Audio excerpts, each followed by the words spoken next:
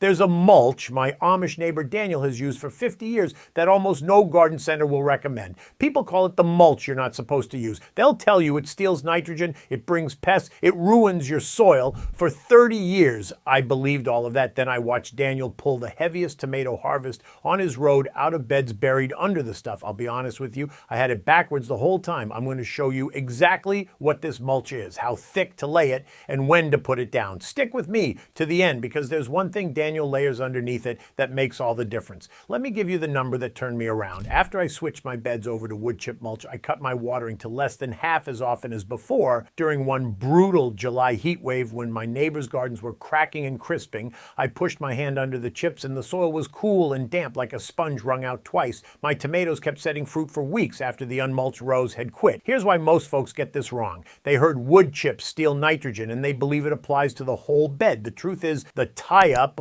only happens in the top half-inch contact zone where raw wood touches soil. It never reaches the root zone. That one misunderstanding has kept good gardeners away from the best mulch there is. I'm going to walk you through this in 4 steps. What the mulch actually is, how to source it, how thick to lay it, and when to put it down. And stick with me to the end because that's where I'll show you the one thing Daniel layers underneath. That makes all the difference. Step 1, get the right mulch. The stuff Daniel has used for 50 years is fresh arborist wood chips, not the bagged dyed bark mulch from the garden center. I mean the whole tree chips a tree trimming crew makes when they run branches through a chipper. Wood, bark, and shredded leaves all mixed together. The technical name is ramial chipped wood, but I just call it tree crew chips. That mix of green leaves and woody material is exactly what feeds soil life. For 30 years I bought pretty bagged mulch and spread it around like it was doing something. It wasn't. By the next spring, the soil under it was as hard as it had ever been. Daniel never paid a dime. He keeps a chip pile by his barn that the crews dump for free because hauling it to him is closer than hauling it to the dump. One thing to avoid, stay away from black walnut chips. They carry a compound called juglone that will stunt your tomatoes and peppers. If a crew tells you the load is mostly walnut, wait for the next one. Get this part right, and you've got a year's worth of the best mulch on earth sitting in your yard for nothing.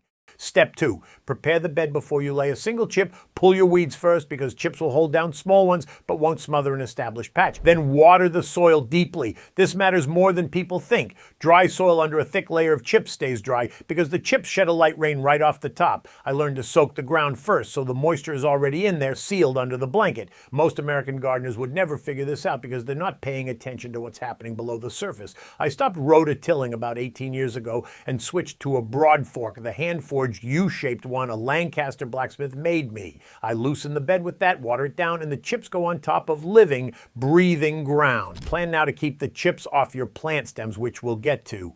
Do this step right, and your soil drinks deep before you ever cover it. Step 3, lay it the right thickness, 4 inches deep. That's deeper than most people are comfortable with, and it'll settle to about 3 inches over the winter as it packs down. Then pull the chips back 2 to 3 inches from every plant stem and every tree trunk so there's a little clear collar of bare soil around each one. Here's where most people mess up. Go too thin, under 2 inches, and weeds push right through and you've wasted your work. Pile it up against the stems and you trap moisture against the plant and rot it at the collar. 4 inches across the bed, 2 to 3 inches of breathing room around the stems. Get that right. And you've built a blanket that holds water and chokes out weeds all season. Step 4, timing. Lay your chips down in the fall, right after harvest and the first frost. In my part of Lancaster County, that's mid-October, somewhere around the 15th to the 20th. You want the chips to sit and soften at the soil surface all winter, breaking down slowly while the ground rests. Come spring, just refresh a thin topping where it's thinned out. Now here's the failure that creates the actual nitrogen problem everyone's scared of. Tilling fresh chips down into the soil in spring. That's the one time the nitrogen steal is real because now the raw wood is in contact with soil everywhere instead of just the top half inch. On my morning walk, I'll push the chips aside and find the soil underneath dark and damp and full of worms. That's the win. Lay it in fall, leave it on top, and the garden does the rest. Now, if what I'm walking you through here is making sense and you're starting to see how the Amish do this differently than the way most of us were taught, I want to tell you where the whole picture lives. The reason wood chips work is the living soil underneath them, and that's exactly what I lay out in chapter 4 of my book, Building Pest-Proof soil. It's where I walk through Daniel's composting method and why feeding the ground beats feeding the plant. The book is called The 30-Day Amish Pest-Proof Garden Protocol. It's $17, and you can find it at backyardbillbooks.com. If you're worn out from the chemical treadmill and you want a whole system instead of one more tip, that's where to start. If you're watching on your TV, grab your phone and point it at the QR code on screen. Take your time finding it. Get it unlocked. I'll be right here. Phone or laptop viewers, tap the link in the description. All right, let's keep going. Let me save you from the 3 mistakes I see most. Mistake 1, using bagged dyed bark mulch instead of real arborist chips. That stuff sheds water and never builds soil, so your bed stays just as hard as the day you started. The fix is to call a tree crew and ask for free whole tree chips. Mistake 2, tilling or mixing fresh chips down into the soil. That is the one time the nitrogen steal is real, and it can drop a season's growth enough that you'll notice it on the dinner table. The fix is to leave the chips on the surface always. Mistake 3, piling chips right up against your tomato stems or tree trunks. That traps moisture against the stem and invites collar rot, and it gives voles a cozy place to chew the bark. The fix is that 2 to 3 inch pull-back collar around every plant. Now, for the part I promised you at the start, I told you there's one thing Daniel layers underneath the chips that makes all the difference. Here it is. Before he puts down a single wood chip, then Daniel spreads a 1-inch layer of finished compost directly on the bare soil. Then the 4 inches of chips go on top of that, and here's why it works. Remember, the nitrogen tie-up only happens in the thin contact zone where raw wood touches dirt. Daniel's compost layer sits right in that zone, between the chips and the ground, so the wood never touches bare soil at all. The feeder roots get fed by rich compost down below, while the chips break down slowly up above, and that nitrogen steal the garden centers warn about never reaches the root zone. Daniel put it to me plain. He said, "I don't feed my plants, Bill. I feed the ground that feeds them." That compost underlayer is exactly why his beds thrive when the myth says they shouldn't, and it's why mine finally caught up after 30 years of doing it backwards. Before I let you go, I want to come back to that timing piece.